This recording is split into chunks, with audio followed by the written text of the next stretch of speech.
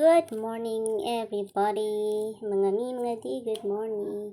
Nagluluto ako ngayon ng ginataang gulay. Nilagyan ko po yung gata ng sibuyas, onion at siling haba na pangsigang.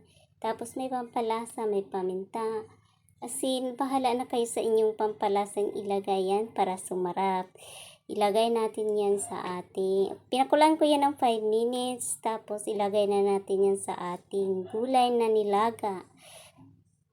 Eggplant at okra na may kamatis. Diyan ko na lang po siya. Diyan ko ilalagay guys. Gusto ko maraming gata para masarap. Ang gamit kong gata dyan ay kuko mama. 1 cup lang, tapos nilagay ko yan ng konting tubig para hindi masyadong purong gata. Masarap po siya guys. Itong tanghalian na to, solve na sa akin. Okay na ako. Masarap siya lalo na medyo malamig na. Natakam kasi ako nito pagka nakabili ako ng langka na salad na may gata.